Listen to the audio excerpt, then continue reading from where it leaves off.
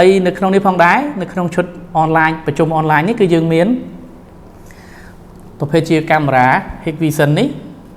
នេះគឺយើងមានគឺ 4K យើងអាចភ្ជាប់វាជាមួយនឹង computer ក៏បានឬក៏យើងអាចភ្ជាប់វាជាមួយនឹង monitor របស់យើងក៏បានហើយយើងមានប្រភេទជាពពុះ microphone នេះ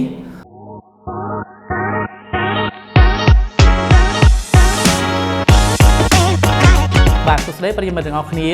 ជួបជាមួយនឹងខ្ញុំបាទជាថ្មីម្ដងទៀតនៅក្នុង clip នេះគឺខ្ញុំនឹងធ្វើការបង្ហាញជូនអ្នកទាំងអស់គ្នាអំពីឈុត conference meeting មួយដែល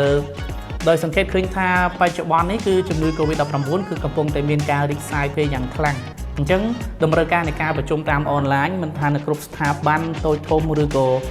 ការសិក្សាតាមផ្ទះជាដើមគឺត្រូវការច្រើនមែនទែនហើយថ្ងៃនេះគឺយើងនឹងបង្ហាញអំពីឈុតថ្មីមួយរបស់ Hikvision ហើយនៅក្នុងនេះផងដែរនៅក្នុងឈុត online ប្រជុំ online នេះគឺយើងមានប្រភេទជាកាមេរ៉ា Hikvision នេះគឺយើងមានគឺ 4K យើងអាចភ្ជាប់វាជាមួយនឹង computer ក៏បានឬក៏យើងអាចភ្ជាប់វាជាមួយនឹង monitor របស់យើងក៏បានហើយយើងមានប្រភេទជាពពុះ microphone នេះប្រភេទនេះវិញគឺ brand វាគឺ Razer នេះជា brand ល្បីមួយដែលយើងអាចភ្ជាប់វាជាមួយនឹង monitor របស់យើងបានឬក៏យើងអាចប្រើប្រភេទពួកនេះក៏បានឬក៏យើងមានប្រភេទច្រើនទៀតដែលយើងអាច connect ចូលគ្នាបានហើយបើសិនជាលោកអ្នកប្រើជាមួយនឹង monitor ឬក៏ទូរទស្សន៍ជាប់ជញ្ជាំងឬក៏យើងប្រើប្រភេទជាជើងចល័តដូចនៅខាងក្រោយក្នុងខ្ញុំបាទនេះគឺយើងធ្វើការប្រើជាមួយនឹងប្រភេទពួកខ្សែ HDMI នេះម្ដងទៀតអញ្ចឹង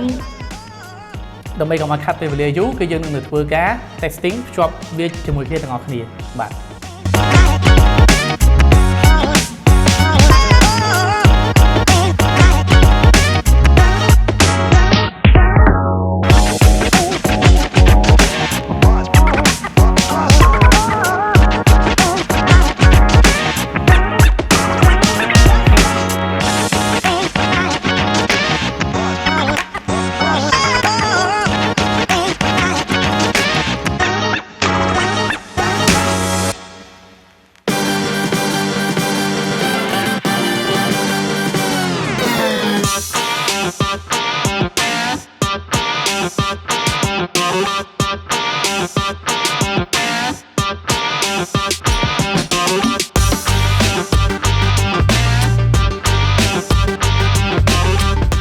យើងដោត connect ពី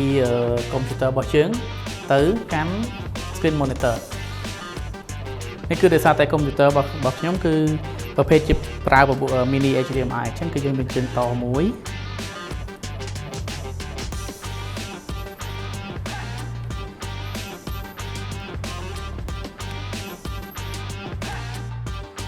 បាទអញ្ចឹងបន្ទាប់ពីយើងបានធ្វើការ connect វាជាមួយនឹង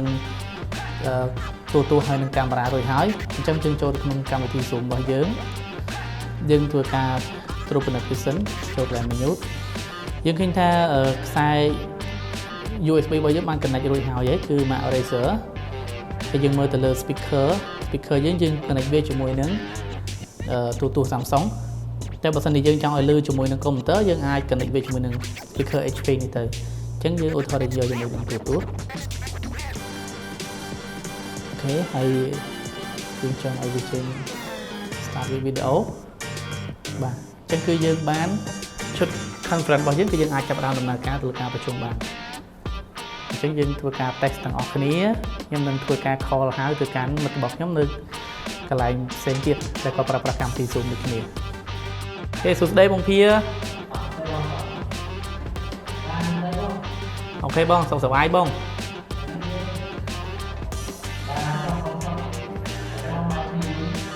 មានអីបងសុកទុកលើសធម្មតាបន្តិច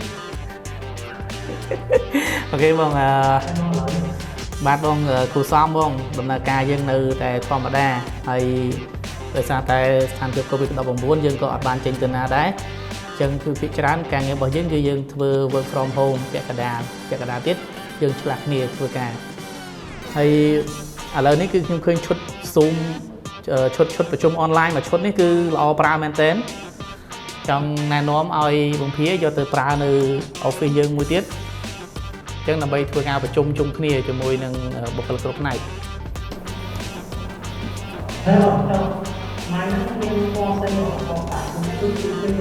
anh ấy chơi miếng trần po tá máy tập tất dương phở máy các bạn này hay còn là tha trong này non bằng 2 pi chốt nâng vinh dương phở nâng tức tập bày nghề sưu cách và thôi ca thường nói cho lang vừa ập sưu đáy chẳng những của chung bà tam xa kha rồi còn nơi bà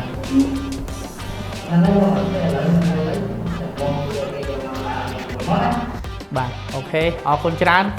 ok bye bye bông chụp kia bị cày ok bà bye bye bà cứng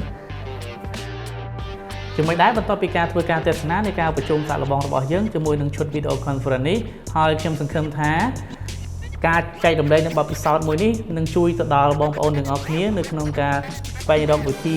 បន្ថែមទៀតក្នុងការជួបជុំប្រជុំតាមរយៈ online ដែលយើងកាត់បន្ថយការជួបផ្ទាល់ហើយវីដេអូមួយនេះគឺសម្រាប់អ្នកទាំងអស់គ្នាហើយខ្ញុំបាទជាចុងក្រោយក៏សូមអរគុណដល់ប្រិយមិត្តទាំងអស់ដែលតែងតែតាមដានទស្សនានៅវីដេអូរបស់ Channel MyTech KH